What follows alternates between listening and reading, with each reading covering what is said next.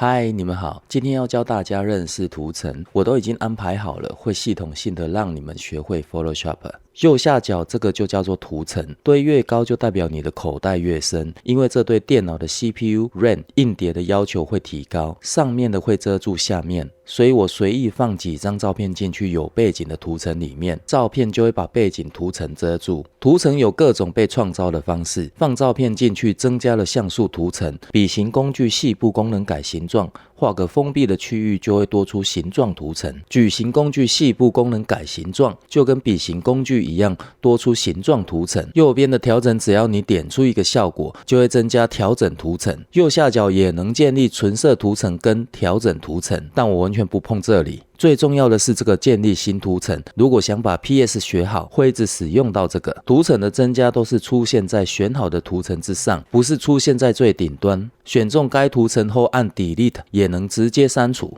这里要补充一点，刚刚说的像素图层通常适用于 JPG 档，也就是点阵图。相对于向量图，点阵图是由像素点组成，就是你们买手机时，手机厂商常拿来框你们的几千万像素点。这边一定要提醒大家，像素或称画素跟画质没有正相关，而像素的优点是色彩丰富，色彩丰富也伴随着缺点，例如细节流失，放大时会露出破绽，器材太差没办法均匀受光，导致画质下降等等。其他缺点你们自己去 Google 吧。我们玩 PS 时，如果要大幅度修改内容，或内容随时需要做更正，那应该将点阵图转变成智慧型物件，右键点击图层右侧就能转换成智慧型物件。编辑这个物件是属于非破坏性的，什么意思呢？我再把这个智慧型物件做异化或滤镜后，都能够再回来做修改，都不会影响原本影像的任何资料。简单说就是不影响品质，这可不是点阵图能做到的。但是要注意一点，因为是智慧型物件，原本影像质量不能受到影响，所以破坏行为是禁止的。举例，使用笔刷工具，你就会发现无法在智慧型物件上涂抹，包括仿制印章、加亮加深工具都不行。原因就在于这些动作都是在改变像素资料，换言之，就是在改变这个影像的基本质量。因此，要使用笔刷或印章之前，请把智慧型物件点阵化。我已经用最短的语言解释了，听不懂的就再听过一次吧，也能留言给我。今天的课程就到这里，我觉得讲太多嘴唇很累，连再见都懒得讲了。